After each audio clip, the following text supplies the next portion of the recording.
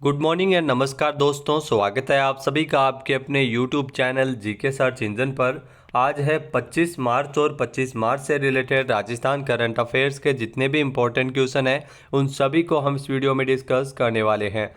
तो पूरा वीडियो बहुत ध्यान से देखना और वीडियो के एंड में मैं आपसे एक क्वेश्चन पूछूंगा जिसका आंसर आप सभी को कमेंट बॉक्स में देना है। कल के वीडियो में मैंने आपसे एक क्वेश्चन पूछा था जो था राजस्थान का कौन सा शहर प्रदूषण के मामले में देश का तीसरा सबसे ज़्यादा प्रदूषित शहर है।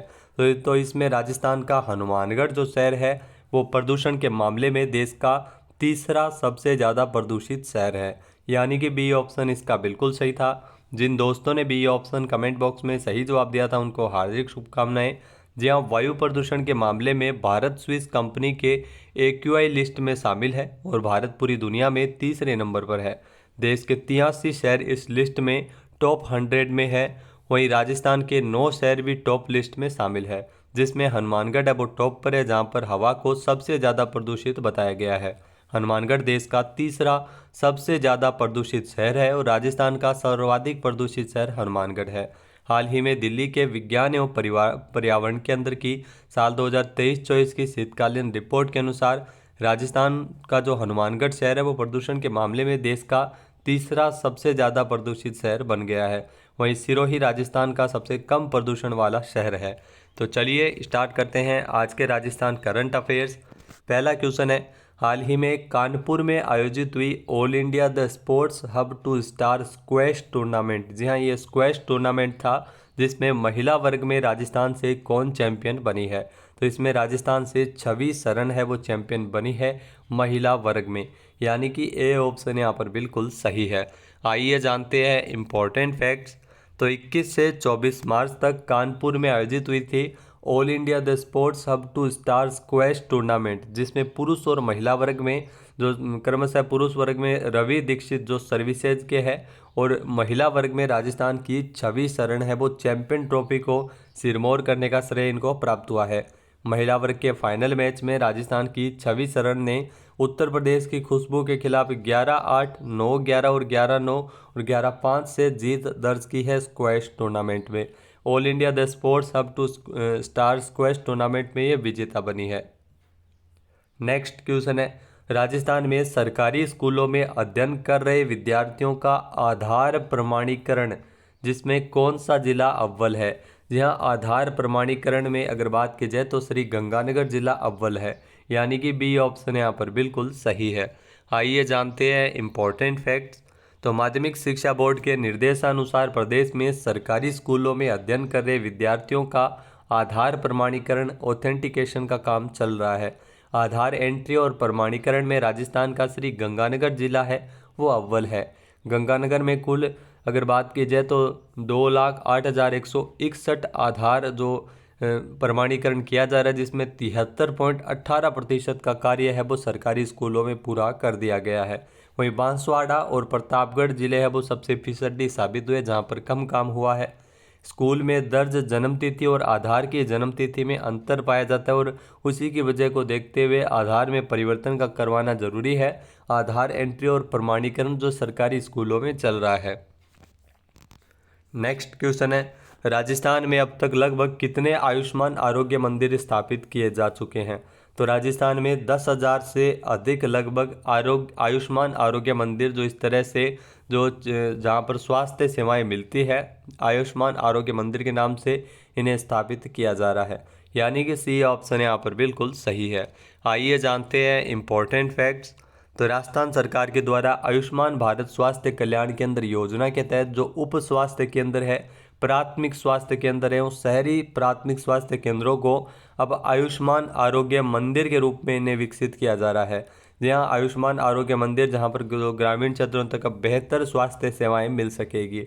अब तक राजस्थान में 10,000 से अधिक स्वास्थ्य केंद्र है वो आयुष्मान आरोग्य मंदिर के रूप में ये रूपांतरित किए जा चुके हैं। इसके अलावा दोस्तों अगर बात की जाए पीएचसी सब सेंटर, जहां पर प्रत्येक सोमवार, गुरुवार और शनिवार को, सीएचसी पर प्रत्येक बुधवार को विशेष स्वास्थ्य मेलों का आयोजन भी किया जा रहा है। नेक्स्ट क्वेश्चन है, केंद्र सरकार ने प्रदेश में जो एमएसएमई उद्यमियों को गति प्रदान करने तथा उनके क्षमता संवर्धन के लिए RAMP कार्यक्रम के अंतर्गत कितने करोड़ रुपए की स्वीकृति प्रदान की गई है। जी हाँ, इसके लिए 114.80 करोड़ रुपए है वो स्वीकृत किए गए हैं, यानी कि बी ऑप्शन यहाँ पर बिल्कुल सही है। आइए जानते हैं इम्पोर्टेंट फैक्ट्स। तो केंद्र सरकार ने प्रदेश में जो एमएसएमई उद्यमियों को गति प्रदान करने तथा उनके क्षमता संवर्धन के लिए RAMP कार्यक्रम के अंतर्गत 114.80 करोड़ रुपये स्वीकृत किए हैं। जी हाँ, एमएसएमई इकाइयों को इससे वित्तीय सहायता मिल सकेगी। एमएसएमई प्रदर्शन को बढ़ाना, जो RAMP जो योजना है, जो एक विश्व बैंक सहायता प्राप्त कार्यक्रम है जिसका मुख्य उद्देश्य भारत में सूक्ष्म, लघु एवं मध्यम उद्यमियों में प्रदर्शन में सुधार करना है। ये योजना 30 जुलाई 2022 को PM मोदी जी द्वारा शुरू की गई थी। इसके अलावा भारत सरकार के MSME मंत्रालय के द्वारा इसे लागू किया गया है। नेक्स्ट क्वेश्चन है, राजस्थान के किस जिले में महासिर कंजर्वेशन रिजर्व के रूप में घोषित किया गया है। तो ये महासिर कंजर्वेशन रिजर्व है, ये उदयपुर में घोषित किया गया है।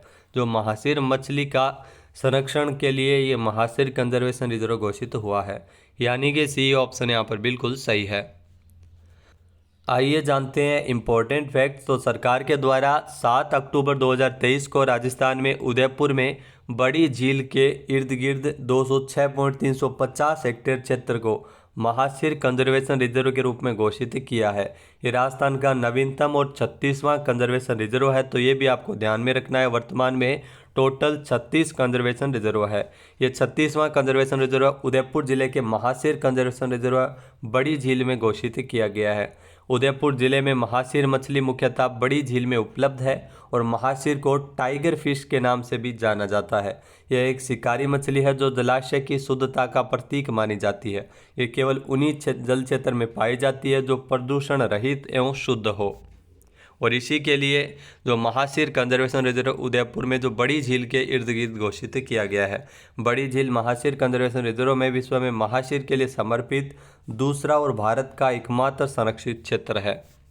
अगला प्रश्न है, राजस्थान के सभी विभागों में कब से ई-फाइल मॉड्यूल सिस्टम लागू कर दिया गया है। तो राजस्थान के सभी विभागों में 1 मार्च से ई-फाइल मॉड्यूल सिस्टम है वो राजस्थान में लागू किया है, यानी कि सी ऑप्शन यहाँ पर बिल्कुल सही है। आइए जानते हैं इम्पोर्टेंट फैक्ट्स। तो प्रदेश के सभी विभागों में 1 मार्च से कामकाज का तरीका बदल गया है। जी अब सभी सरकारी विभागों में 1 मार्च से ई-फाइल मॉड्यूल सिस्टम लागू किया है। मुख्य सचिव सुधांशु पंत ने कामकाज में पारदर्शिता और समय सीमा में कार्य संपन्न होने के लिए व्यवस्था लागू की है। अब ई-फाइल सिस्टम के जरिए सारा कामकाज ऑनलाइन होगा और ऑनलाइन ही अधिकारियों के हस्ताक्षर और टिप्पणियां होगी। सरकार के राजकाज पोर्टल भी इससे जुड़ा हुआ है। मुख्य सचिव ने तमाम संभागीय आयुक्त और जिला कलेक्टर्स को भी ई-फाइल मॉड्यूल सिस्टम लागू करने के निर्देश दिए हैं। यह व्यवस्था संभाग, जिला, उपखंड, तहसील और ग्राम स्तर तक लागू की गई है। नेक्स्ट क्वेश्चन है, राजस्थान में जयपुर मेट्रो फेज 2 का जो कहां से अम्बाबाड़ी और विद्याधर नगर तक विस्तार किया जाएगा। तो जयपुर मेट्रो फेज 2 की अगर बात की जाए तो इसमें सीतापुरा से लेकर अम्बाबाड़ी और विद्याधर नगर तक विस्तार किया जाएगा, यानी कि सी ऑप्शन इस क्वेश्चन का बिल्कुल सही है। आइए जानते हैं इम्पोर्टेंट फैक्ट्स। तो जयपुर मेट्रो फेज 2 का जो मेट्रो का अगर बात की जाए तो सीतापुरा से अम्बाबाड़ी और विद्याधर नगर तक विस्तार होगा। जयपुर मेट्रो के चरण 2 में परियोजना में अम्बाबाड़ी, इंडिया गेट, सीतापुरा औद्योगिक क्षेत्र को जोड़ने वाले 21 स्टेशन के साथ एक नई 23.51 किलोमीटर की जो मेट्रो रेल लाइन, जो ऑरेंज लाइन का प्रस्ताव है। चरण 2 की जो लागत है वो तकरीबन 9500 करोड़ रुपए है और इस मॉडल के तहत कुल लागत का 20% है वो केंद्र सरकार देगी, 20% राज्य सरकार और 60% है वो लोन के माध्यम से मिलेगा। मेट्रो में ये पहली बार होगा जब केंद्र सरकार से आर्थिक सहयोग मिल रहा है। नेक्स्ट है, सूर्य सप्तमी के उपलक्ष्य में 15 फरवरी को किस राज्य के स्कूलों में एक साथ 1 करोड़ 25 लाख से अधिक स्टूडेंट्स ने सूर्य नमस्कार करते हुए वर्ल्ड रिकॉर्ड बनाया है। तो यह वर्ल्ड रिकॉर्ड है वो राजस्थान में बना है, यानी कि सी ऑप्शन यहाँ पर बिल्कुल सही है। आइए जानते हैं इम्पोर्टेंट फैक्ट। तो सूर्य सप्तमी के उपलक्ष्य में 15 फरवरी को राजस्थान में एक साथ सुबह 10:30 से 11 बजे के मध्य सामूहिक सूर्य नमस्कार तो कार्यक्रम का आयोजन किया गया था। 15 फरवरी को राजस्थान के कई स्कूलों में सूर्य नमस्कार कार्यक्रम आयोजित हुआ। राजस्थान के स्कूलों में बच्चों ने सूर्य नमस्कार एक साथ किया और एक साथ 1,25,00,000 स्टूडेंट्स ने सूर्य नमस्कार करते हुए वर्ल्ड रिकॉर्ड बनाया है। इसे लेकर वर्ल्ड बुक ऑफ रिकॉर्ड्स के प्रतिनिधियों ने शिक्षा मंत्री मदन दिलावर को सर्टिफिकेट भी भेंट किया। अब स्कूलों में प्रार्थना के बाद सूर्य नमस्कार करवाना अनिवार्य होगा।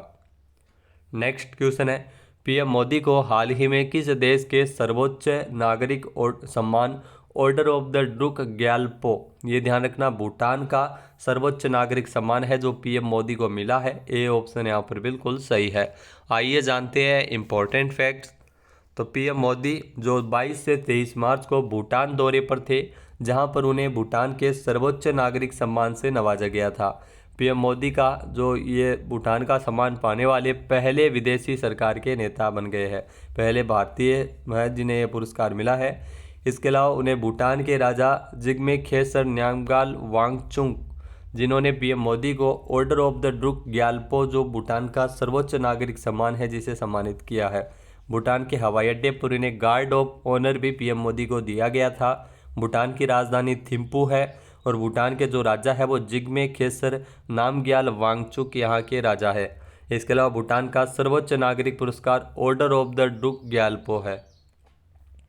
नेक्स्ट क्वेश्चन है, विश्व तपेदिक दिवस हर साल कब मनाया जाता है? तो विश्व तपेदिक दिवस है वो 24 मार्च को प्रतिवर्ष मनाते हैं, यानी कि डी ऑप्शन इस क्वेश्चन का बिल्कुल सही है। आइए जानते हैं इंपॉर्टेंट फैक्ट्स। तो विश्व तपेदिक दिवस है वो 24 मार्च को मनाया जाता है। विश्व टीबी दिवस जो तपेदिक दिवस के परिणामों के बारे में सार्वजनिक जागरूकता बढ़ाने और वैश्विक टीबी महामारी को समाप्त करने के प्रयासों को बढ़ावा देने के लिए मनाया जाता है। ये तारीख 1882 का वह दिन है जब डॉक्टर रॉबर्ट कोच ने घोषणा की थी कि उन्हें जीवाणु की खोज कर ली है जो टीबी का कारण बनता है। टीबी का जो बैक्टीरिया वो शरीर के किसी भी हिस्से जैसे किडनी, रीढ़ और मस्तिष्क पर हमला कर सकता है। अब बात करते हैं आज के हमारे क्विज के, जिसका आंसर आप सभी को कमेंट बॉक्स में देना है। तो आज का क्विज है, हाल ही में जारी एक रिपोर्ट के अनुसार शाकाहारी खाने के मामले में राजस्थान का कौन सा स्थान है? एक बार फिर से सुनिएगा, हाल ही में जारी एक रिपोर्ट के अनुसार शाकाहारी खाने के मामले में राजस्थान का कौन सा स्थान है? सही आंसर आपको कमेंट बॉक्स में देना है और अगर ये वीडियो आपको पसंद आए तो इसे लाइक और शेयर करना बिल्कुल ना भूलिएगा। चैनल पर नए जुड़े हैं, सब्सक्राइब नहीं किया है तो भी सब्सक्राइब बटन पर क्लिक करें। इस वीडियो की जो PDF फाइल है वो आप वीडियो के डिस्क्रिप्शन बॉक्स से डाउनलोड कर सकते हैं और इस क्वेश्चन का आंसर आप वोट करके भी कर सकते हैं। वीडियो देखने के लिए धन्यवाद। जय हिंद, जय भारत, जय राजस्थान।